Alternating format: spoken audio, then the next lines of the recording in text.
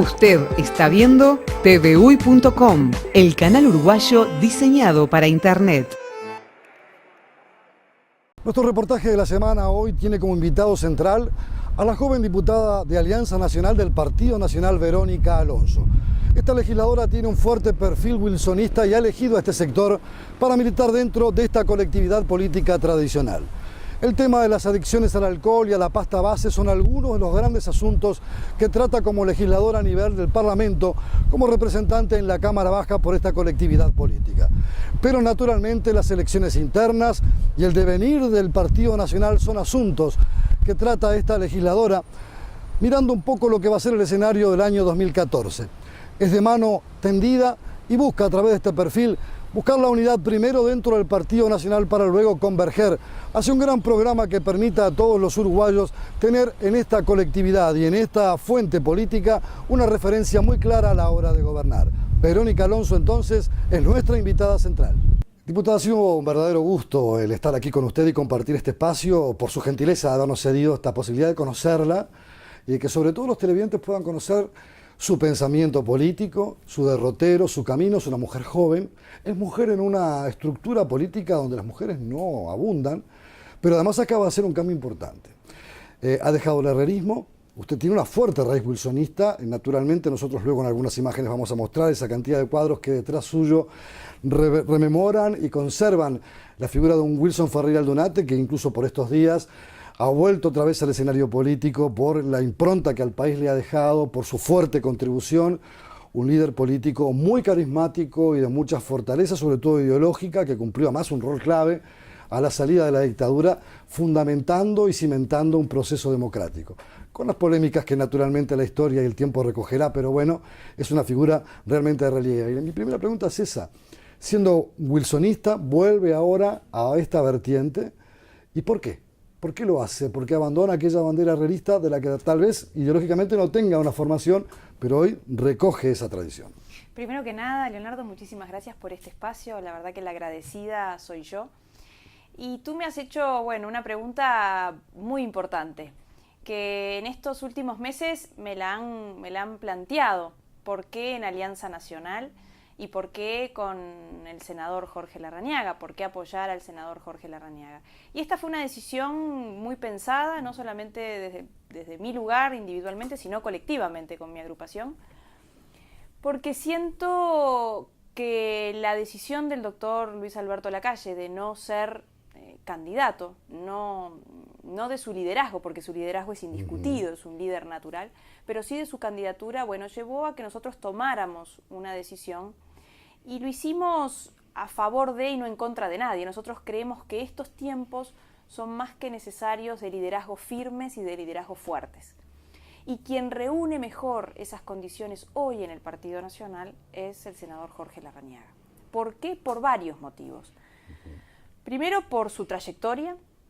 No nos olvidemos que él ha estado al frente, en el Poder Ejecutivo, al frente de la Intendencia de Paysandú en 2 oportunidades, como gestor, gestionando nada menos que un departamento.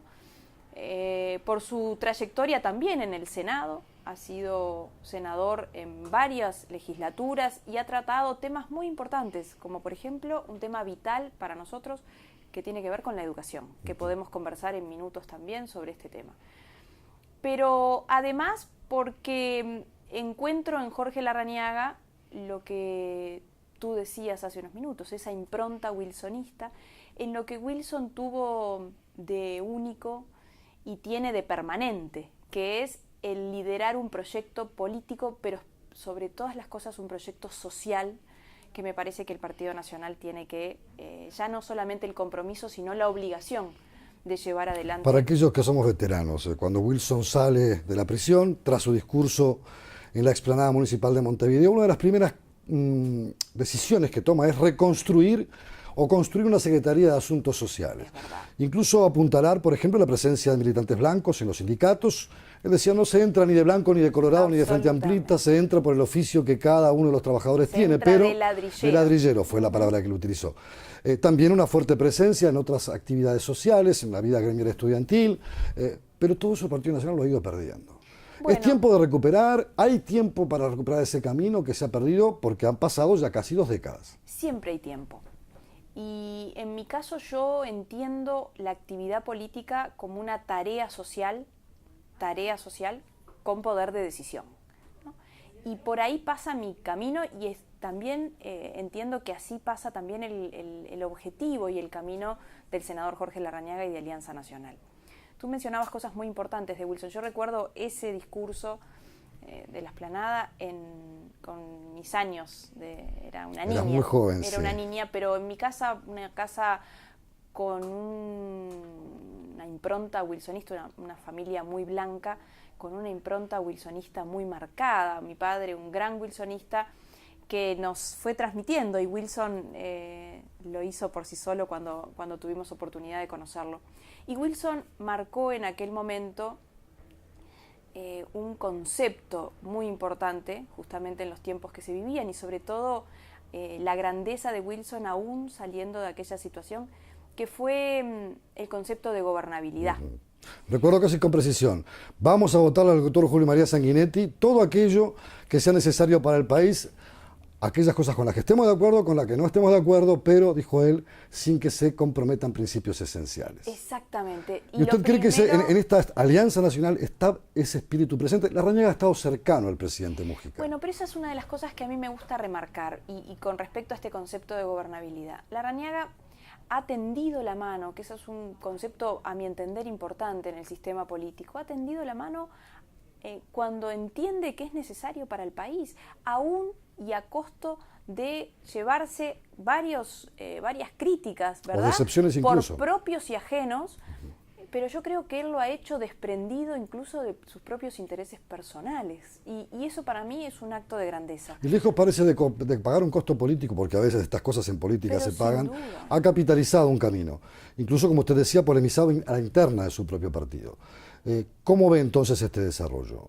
¿Hay espacio para seguir tendiendo la mano o la dinámica electoral marca otros tiempos, marca otros caminos? Bueno, los tiempos van cambiando, y este año es un año preelectoral que nosotros sentimos, y así lo hemos analizado y conversado incluso en Alianza Nacional, el gobierno ha desaprovechado.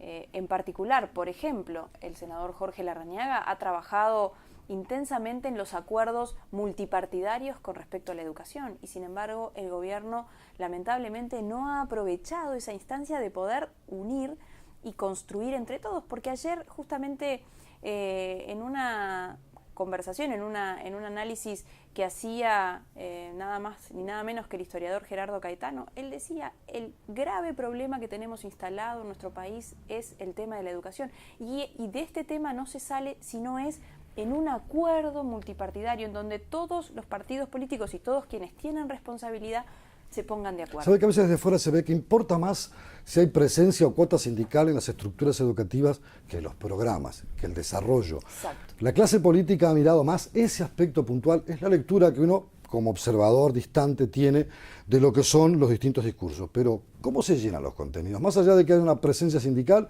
que puede ser discutible o no, pero da la sensación de que la clase política toda, cuando digo clase política hablo de oficialismo y oposición, como que el gran debe está en cómo llenar esos contenidos educativos. ¿Es consciente de este desafío? ¿Lo percibe de esa forma? Absolutamente, pero ahí desde el Partido Nacional, y es verdad, siempre hay que hacer autocrítica, pero desde el Partido Nacional nosotros hemos planteado múltiples propuestas, incluso desde el Poder Legislativo, incluso cuando se elaboró la Ley de Educación, que fue una ley, a nuestro entender, una mala ley, porque terminó sin tener el apoyo de unos y otros, incluso de los propios hacedores de la ley, durante el gobierno de Tabaré Vázquez.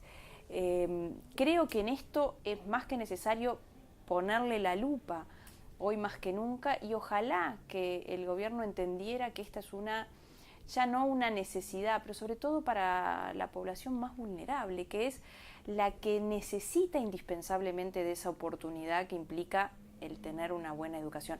La educación siempre fue y tú lo recordarás, Leonardo, y en mi caso yo me acuerdo de niña, era el igualador social. Sin duda. Quienes podían acceder, ¿verdad?, era el igualador social. Yo fui en mis años de del liceal a una institución pública, a un liceo público, y sin embargo tuve las mismas oportunidades de desarrollarme y de crecer que quien tenía las posibilidades y las oportunidades de hacerlo en una institución privada. Hoy eso no pasa más. Y eso creo que tenemos que todos, y ahí sí tiene que haber un compromiso, que lamentablemente es como tú decís, no siempre se le pone la responsabilidad y el compromiso independientemente de las banderas partidarias, que creo que eso a veces uno tiene que dejarlo de lado para trascender y mirar lo que de verdad importa y a la gente la tenemos que ayudar. Le voy a hacer recuerdo de una frase. En su lecho de muerte, Wilson Ferreira Aldunate reunió a las principales figuras del momento y les dijo: cuando yo no esté, no se peleen. ¿Cómo está hoy la interna del Partido Nacional? Y lo digo a propósito de este análisis que usted hacía, de que a veces el senador Larrañaga ha tendido puentes y desde adentro del Partido Nacional se le ha criticado el tender puentes. Ese no se peleen, ese no disputen, ese no erosionen. ¿Cómo está hoy? Y yo creo que la interna del Partido Nacional es una interna competitiva, es una interna dinamizante, implica, ¿no? Hay una dinámica. Si uno mira el resto de los partidos políticos, quien seguramente vaya con una interna pujante a las próximas instancias electorales, sea el Partido Nacional. Eso no implica que, o mejor dicho, eso debería ser algo que todos quienes integramos a esta colectividad política tengamos muy presente. Porque ya tuvimos, en la historia de nuestro país, de nuestro partido en particular, ya tuvimos, y creo que tuvimos instancias donde el Partido Nacional salió muy mal parado de esos debilitamientos, ¿no? Esas rencillas que creo que no nos llevó a ningún buen puerto, y creo que deberíamos aprender de los errores que cometimos. En ese caso, yo creo que todos son compañeros, además. Pero digo, van a ir con un programa común, sea quien fuera el ganador. ¿La construcción del programa es posterior a la interna o es anterior? ¿O el que gana se lleva su programa y todos apuntaran a ese candidato? Hay un programa que creo que hace al Partido Nacional por un tema de principios y de valores que nos hacen sentirnos. Pero los acentos son diversos. Pero hay distintas formas de llevarlas a cabo. Por algo estamos, ¿no?, apoyando a un candidato y no a otro. De todas maneras, creo que en esto uno tiene que tener bien presente que para construir una alternativa y para que la gente crea que el Partido Nacional es una alternativa, lo primero que tenemos que hacer es tratar de tener una unidad, que unidad no significa unanimidad en todas las posturas y en todas las posiciones. Lo que sí es, pasada la instancia de junio, el 1 de junio del año que viene, son las instancias, las internas de los partidos políticos, tenemos que estar todos juntos. Y la gente, uno no puede subestimar a la gente, y mucho menos que son quienes nos dan la posibilidad de estar o de renovar. Son su voz, su absolutamente. conciencia. Entonces, creo que si nosotros no entendemos que más allá de las diferencias con las que podemos plantear de diferentes temas, lo más importante es mantener la unidad del partido para de verdad construir una alternativa. Le voy a dejar plantear una pregunta para después de la pausa y vamos a ir cambiando de tema. Sé que usted trabaja intensamente en los temas de adicción. El alcoholismo es uno de los grandes temas y en las últimas horas se han dado a conocer algunas cifras que hablan que más o menos entre los 13 y los 15 años son unos 50 y algo de miles de adolescentes, de jovencitos, que son consumidores problemáticos de alcohol, lo cual ya nos plantea un escenario complejo. Pero la respuesta y su reflexión sobre el tema después de la pausa. ¿Cómo no? La ley en tu lenguaje. Es importante que sepas que el cáncer de útero y mamas puede prevenirse. Todas las mujeres tenemos por ley un día de licencia para realizarnos el Papa Nicolau y la mamografía. Y nadie nos lo puede negar. Tenemos el derecho a cuidarnos. Conoce más sobre esta ley en impo.com.uy, cáncer de útero y mamas. Importa que lo sepas. IMPO, Centro de Información Oficial. Sol Líneas Aéreas Uruguay. Vuelos directos de Montevideo a Buenos Aires y Montevideo a Rosario, Argentina. Para consulta de horarios y reserva de pasajes, sol.com.ar. Consulte a su agencia de viajes.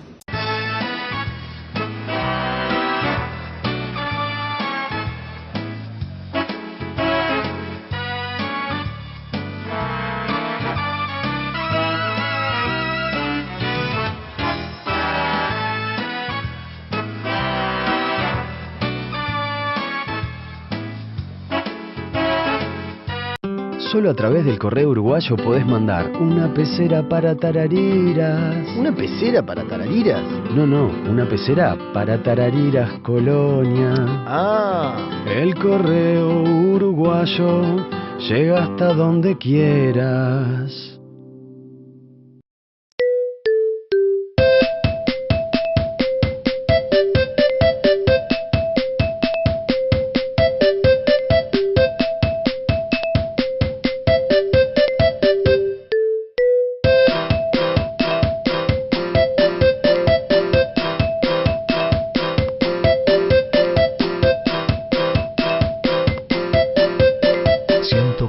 Días de vacaciones, fines de semana. Tenés todo un país para disfrutarlos. Uruguay Natural, Ministerio de Turismo y Deporte. Diputada, le había dejado planteada una pregunta antes de la pausa. Sé que trabaja en la Comisión de Adicciones. Este famoso hecho de ir a bailar, hacer esas famosas previas, con una larga colección de botellas que uno los ve en cualquier lado de Montevideo, ingiriendo todo tipo de bebidas, incluso hasta alcohol rectificado mezclado con un pomelo, son factores que preocupan. ¿Cómo se debe mirar un tema con esa complejidad? Y uno recuerda, por ejemplo, los famosos botellones en España, todo un problema donde la juventud era arrastrada a ese consumo realmente dramático del alcohol. ¿Cómo lo está viendo? Bueno, primero con gran preocupación. Ahora, mi preocupación no impide que me ocupe del tema, ¿no? Lo más importante es ocuparnos. Por eso integro, desde que se estableció en el Parlamento, la Comisión de Adicciones. Mi principal preocupación con respecto a las adicciones y a las drogas son dos: el alcohol y la pasta base. Con respecto al alcohol, me preocupa el consumo problemático, lo que tú muy bien decías, el consumo abusivo, ¿no? Porque en algún momento me plantearon que yo estaba estableciendo o proponiendo la prohibición o la abstención, o incluso dijeron por allí que yo promovía la ley seca. Sí, recuerdo. En ningún momento establezco eso. Yo no estoy hablando del consumo social, estoy hablando del consumo problemático, que es muy problemático y que creo que no se le está dando la dimensión del tema. Y acá no lo hablo solamente como legisladora, lo hablo como ciudadana, pero sobre todo y especialmente como madre. Preocupada por la situación, porque si bien tengo hijas que todavía no están en edad, son más chicas, pero el estado que está tomando este tema es realmente muy preocupante. Algunos observadores contaban que incluso los propios jóvenes, aquel que no toma, lo discriminan. Es al revés de lo que suele o lo solía suceder anteriormente. Ha habido un cambio de pautas culturales. Las pautas de consumo cambiaron, y tú muy bien decías con respecto a los jóvenes. Hay estudios que lo establece la propia Junta Nacional de Drogas, que jóvenes entre 13 y 17 años, en los últimos 15 días, de cada 3 muchachos, más de uno, ya hoy, han tenido en los últimos 15 días algún episodio abusivo de alcohol, es decir, que no es una simple borrachera y que han terminado en emergencias móviles, en emergencias médicas. Claro, no llega a ser un coma etílico, pero tampoco es una borrachera, es decir, es un episodio que implica intervención médica, lo cual es muy preocupante. Y esto además, el estudio muestra que no es solamente de determinado sector social, esto atraviesa la sociedad y ataca en todos los ámbitos y en todos los... No se da con la tecla, porque las campañas de sensibilización pueden ser útiles, pero no alcanzan para resolver el problema. Acá hay varias cosas. Nosotros hemos planteado, incluso se lo hemos llevado al propio presidente de la República y a la propia Junta Nacional de Drogas, varias propuestas. Por supuesto que no alcanza con una. Primero que nada, nosotros planteamos, bueno, ¿por qué el gobierno no inicia una política nacional de alcohol de la misma manera que se llevó adelante una política nacional de tabaco exitosa? Por supuesto que estamos hablando de drogas diferentes. Ahora, las dos drogas muy dañinas, las dos drogas socialmente aceptadas y muchas por veces lo tanto, compatibles una con la otra, ¿no? Claro, pero además el gobierno, yo recuerdo, y eso uno más allá de pertenecer a la oposición hay que reconocer las cosas que se han hecho, y el gobierno de Tabaré Vázquez fue muy exitoso en la política nacional de tabaco. ¿Por qué? Primero porque hubo voluntad política, segundo porque hubieron medidas aleccionadoras, y yo recuerdo en Montevideo cuando alguien no tomó en cuenta aquella medida de que no se podía fumar en lugares... El episodio del restaurante. El episodio del restaurante. No solamente se lo cerraron, sino que establecieron una multa muy firme, que a partir de ahí muchos empezaron a abrir los ojos y a decir, bueno, en este tema no se juega. Si uno mira hoy los resultados, por supuesto hubieron medidas restrictivas de publicidad, restrictivas de sponsoreos, señalizaciones muy claras en las cajillas, ¿verdad? Y además hubo un tema impositivo. Si uno mira, es la única droga que ha bajado su consumo. Entonces, ¿qué planteamos nosotros? Primero que nada, que se tome al alcoholismo como un problema de salud pública y que permita la intervención, es decir, las consultas muchas veces no se dan en este tema. Segundo, prohibición de la publicidad, especialmente en determinados horarios. Pero además hay otro tema, la restricción en lo que tiene que ver con sponsoreos que muchas veces van dirigidos a los jóvenes. Exacto. Hay como un mensaje contradictorio, ¿no? Hay un mensaje contradictorio que es: una bebida alcohólica sponsorea un evento deportivo. Hay como una contradicción entre la salud, lo saludable que implica el deporte con una bebida alcohólica. Pero además hay algo que nosotros le hemos planteado al gobierno y al propio Ministerio de Economía que parece más contradictorio. El gobierno hoy, al día de hoy, sigue subsidiando la cerveza. Y eso es un dato que no es menor. Estamos subsidiando en 13 millones de dólares la cerveza, que además la produce una multinacional, porque todos sabemos que la cerveza nacional no se produce. No es como era otrora por empresas locales. Y yo puedo aceptar que se subsidie el pan, que se subsidie la leche, pero no la cerveza. Es decir, hay todas medidas que el gobierno debería encaminar a tener un mensaje coherente para darle el mensaje. Yo siempre entiendo al gobierno, al Estado en particular, como un buen padre de familia, que es el que apunta a la educación, a la prevención, a establecer medidas que busquen reducir el consumo y sobre todo el consumo problemático. Por ahí fueron nuestras medidas, nuestras propuestas que hicimos. Esperemos que el gobierno cuanto antes las lleve adelante. Una buena cosa, que vale la pena también aclararla y mencionarla, es, por ejemplo, la tolerancia cero al manejo. Porque el alcohol está presente en todos los problemas que tenemos instalados en nuestro país. Accidentes de tránsito, que hoy, por suerte, han disminuido. Violencia doméstica. Si uno mira los casos de violencia doméstica, el alcohol es un dato presente en todas. Por ejemplo, accidentes laborales. Tiene una incidencia importante el tema del alcohol. Sobre todo en la construcción, y es verdad.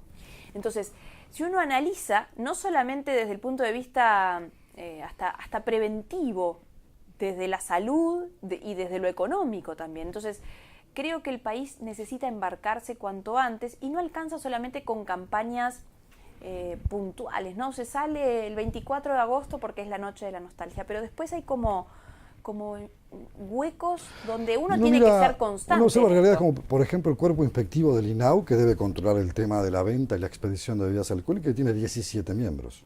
Bueno, 17 inspectores. Eso es una de las puntas que tú mencionás, Leonardo, uno de los principales problemas que tenemos en nuestro país, que tiene que ver con el control y la fiscalización. Y los empresarios que muchas veces en las estaciones de servicio, y hay muchos informes realizados, donde se vende sin exigir una cédula ni nada, petacas de alcohol. Exactamente. Eso o sea que hay una responsabilidad social también, en la que parece ser que muchos uruguayos prefieren privilegiar sus ingresos personales que la salud colectiva. Bueno, estamos en ese intríngulis. Ese es otro tema, ¿no? Además acá entran otros juegos que tiene que ver, el Estado es productor de alcohol.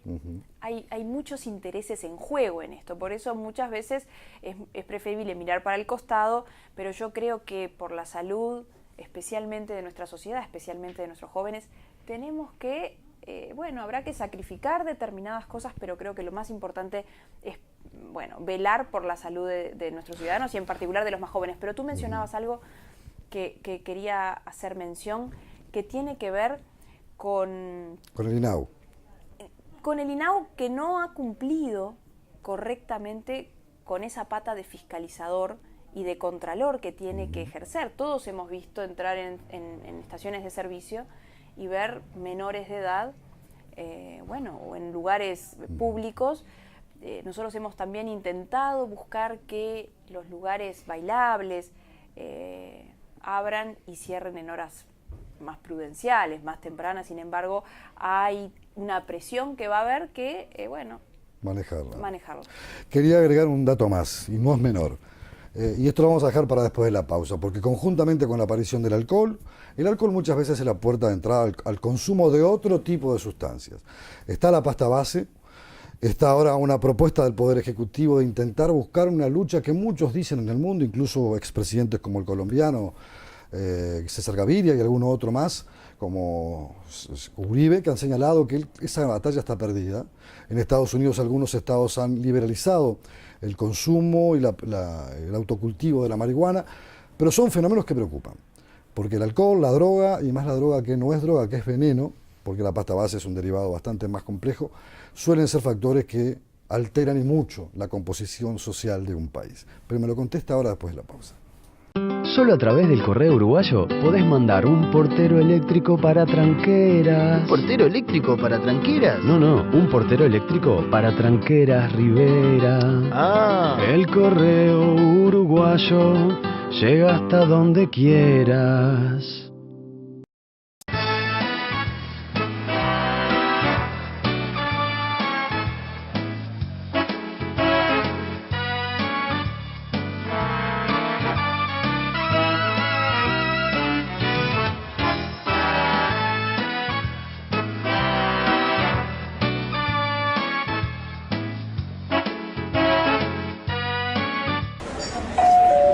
Son líneas aéreas Uruguay. Vuelos directos de Montevideo a Buenos Aires y Montevideo a Rosario, Argentina. Para consulta de horarios y reserva de pasajes, sol.com.ar. Consulte a su agencia de viajes.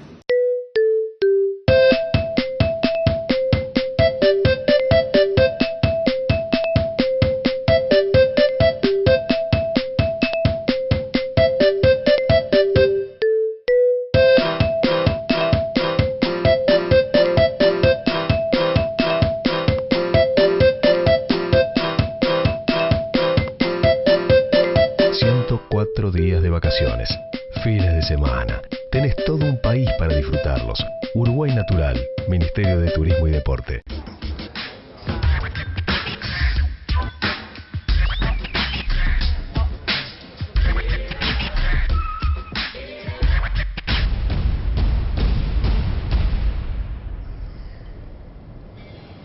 ¿Sabías que en Uruguay la edad de inicio del consumo de alcohol es a los 13 años? A menor edad de inicio, mayor posibilidad de tener problemas con el alcohol. Conectate con tus hijos. Cambiar es posible.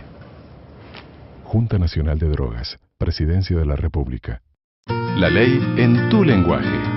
Es importante que sepas que el cáncer de útero y mamas puede prevenirse. Todas las mujeres tenemos por ley un día de licencia para realizarnos el Papa Nicolau y la mamografía. Y nadie nos lo puede negar. Tenemos el derecho a cuidarnos. Conoce más sobre esta ley en impo.com.uy, cáncer de útero y mamas. Importa que lo sepas. IMPO, Centro de Información Oficial. Diputado, le había dejado planteado antes de la pausa, un tema no menor. La pasta base está haciendo estragos, los ajustes de cuentas generan una violencia extrema, son bandas que tratan de buscar quién se queda con el territorio, con la distribución. Muchas veces son familias que se confrontan y que terminan produciendo además un descalabro del tejido social realmente muy preocupante. Y se empieza a muy temprana edad y es realmente un tipo de adicción que genera además una secuela, el de la pasta base, mucho más duro que el consumo de otras drogas. No obstante ello, el gobierno se ha planteado, como otros países en el mundo, le decía, alternativas, como por ejemplo permitir el consumo de la marihuana, el autocultivo o distintas formas para poder llegar a la gente y tratar de evitar que ese brutal negocio económico que es el narcotráfico, además, siga teniendo el impacto y la impronta que tiene en un país que durante mucho tiempo miraba ese tema a la distancia, pero que hoy lo vive en primera persona. ¿Cómo lo ve? Bueno, son más de un tema, ¿verdad? Sí, has tocado varios temas. La propuesta del gobierno, del Poder Ejecutivo, con respecto a la producción, y hubieron dos proyectos, ¿verdad? Uno que tenía que ver con el autocultivo y otro que es el último que se ha planteado por parte del presidente, incluso el presidente Mujica lo ha tomado con gran énfasis, que tiene que ver con la producción y comercialización de marihuana. A mí me parece un gran error. Y yo creo, ¿por qué planteo esto? Porque el gobierno primero lo planteó como un problema de seguridad ciudadana, se tomó incluso como una de las aquellas 15 medidas. Una medida estratégica para el combate a determinadas Claro, cosas. pero no pasa por ahí el legalizar la producción y comercialización de marihuana, el mejorar los problemas de seguridad.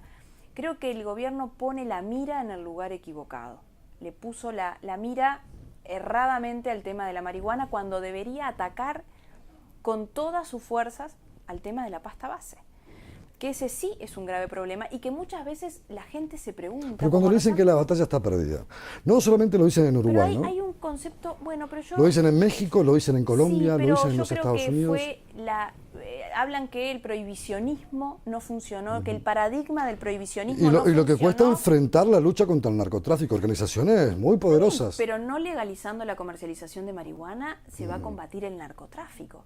El gobierno ha ido muy bien con la reducción de la oferta, ¿verdad? Combatiendo el tema incluso del narcotráfico mayor.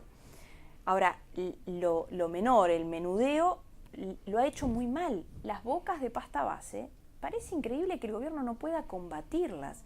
La gente nos dice, todos sabemos dónde están. Ahora, el gobierno no ha hecho... Ahora, yo voy a ser el abogado del diablo, ¿no? A veces se cierra una boca de pasta base, porque se ha visto incluso Sí. y hasta se ha medido, se cierra una pero se abren tres.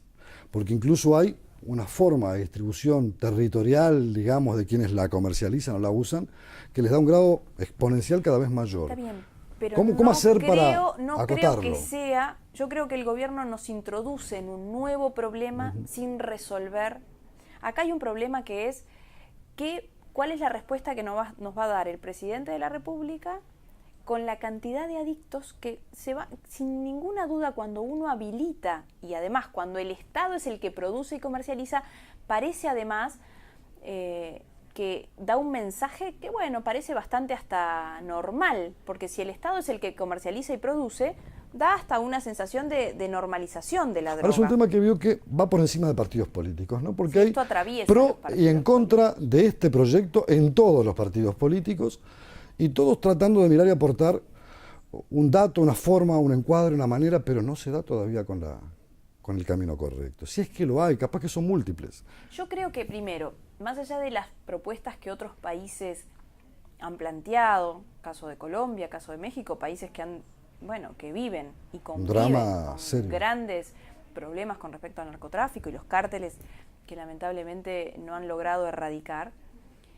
creo que es muy difícil extrapolar modelos, ¿no? Sobre todo cuando hay una idiosincrasia y cuando culturalmente, por ejemplo, cuando se quiere extrapolar el modelo holandés, hablando de que es un modelo exitoso, que yo creo, y así hemos leído especialistas en el tema, yo no soy especialista en el tema drogas, soy, como decía hoy, además de legisladora con un grado de responsabilidad muy grande, madre preocupada por esta situación, creo que extrapolar modelos, por ejemplo el modelo holandés, que creo que no ha sido exitoso en estos últimos años y por lo tanto han empezado a reducir y a tener políticas restrictivas, yo planteo no prohibición, pero sí medidas que apunten a la prevención, a la asistencia. Por ejemplo, el gobierno nos plantea que ahora busca legalizar la comercialización y la producción de marihuana, pero no nos dice qué hacemos, qué hacen las familias con los adictos, qué respuestas da el Estado. Acá yo permanentemente me golpean la puerta para decir qué hago con mi hijo concretas, y presupuesto hay.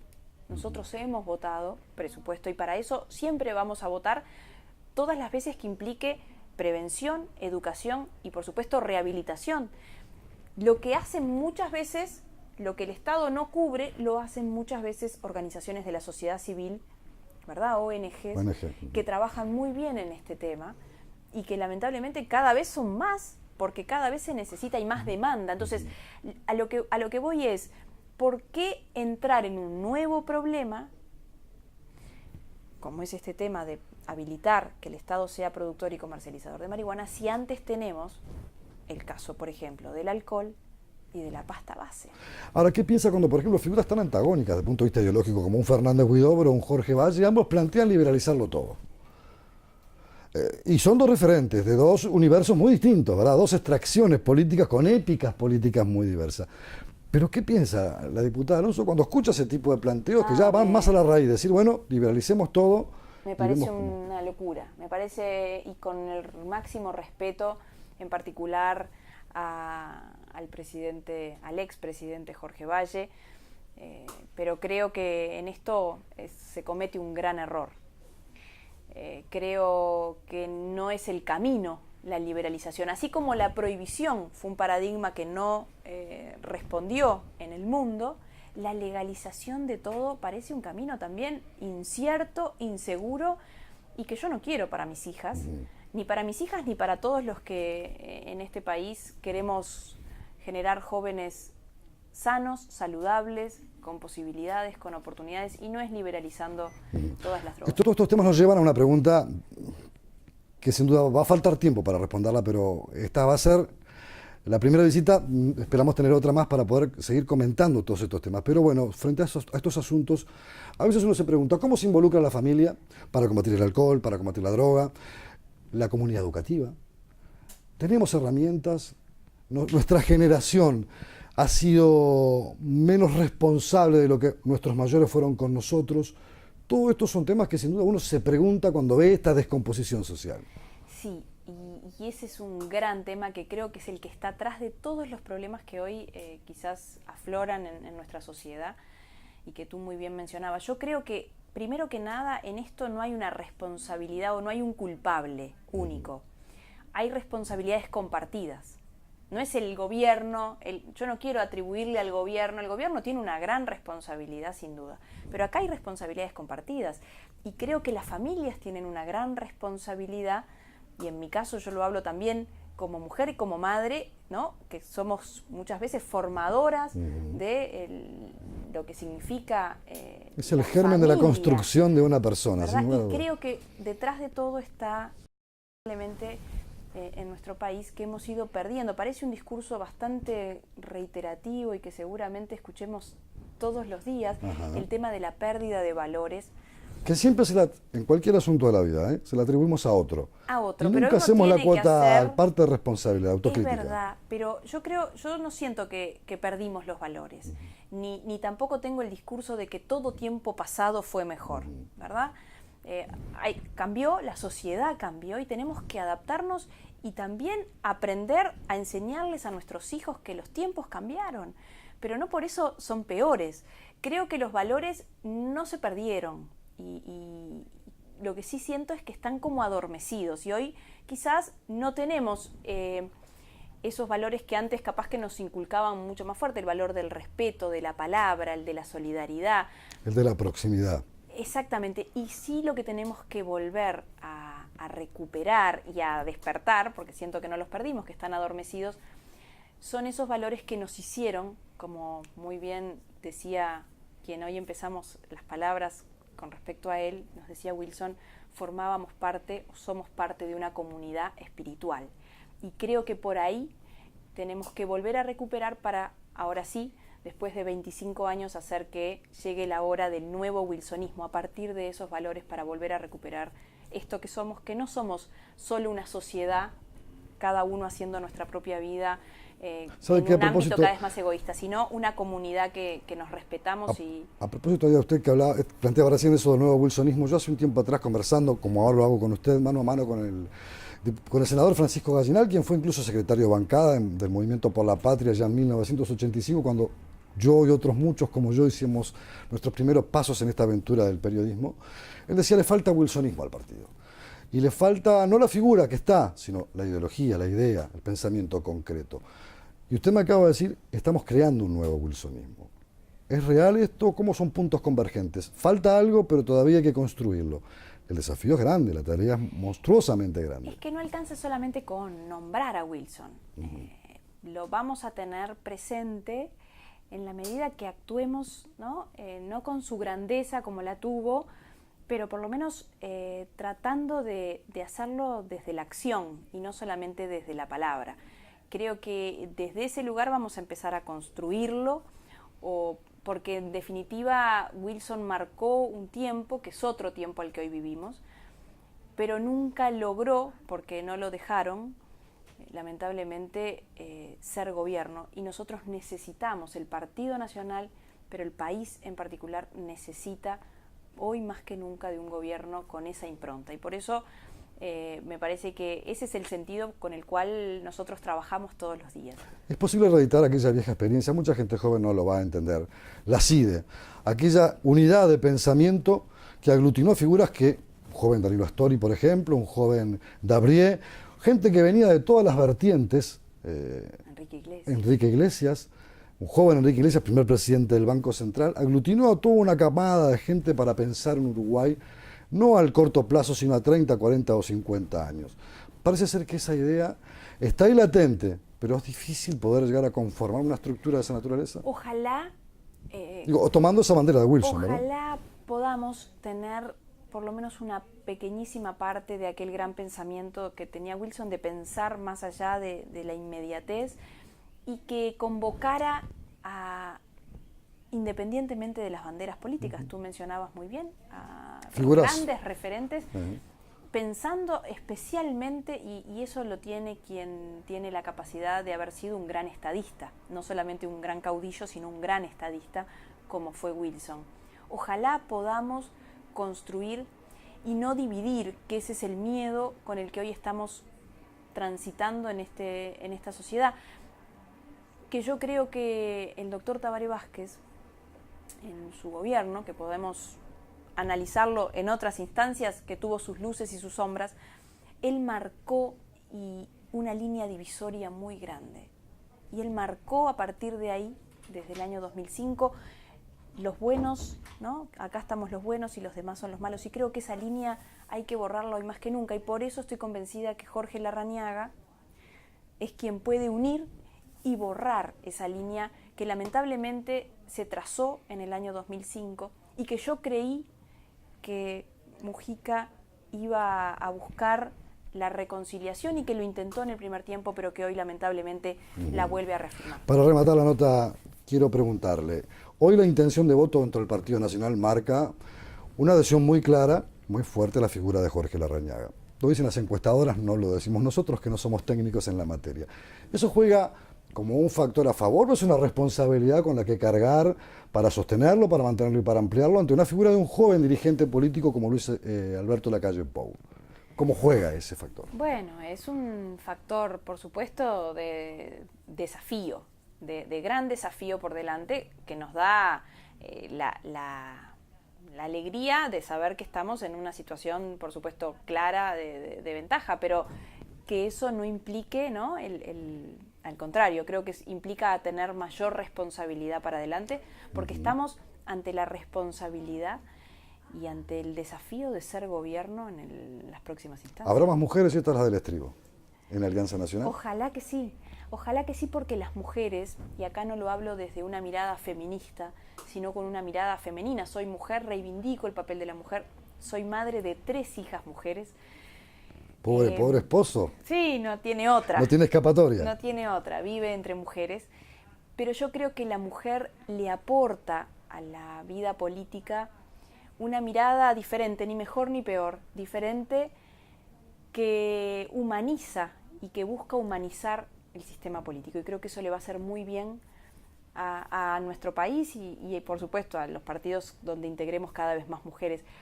Y hay algo que a mí me gusta y que hace pocas semanas, cuando celebrábamos el Día Internacional de la Mujer, yo tomé una frase de alguien que fue nada más ni nada menos que presidenta en su país, como fue Michelle Bachelet, que dice que cuando una mujer entra en política, cambia la mujer, y es verdad.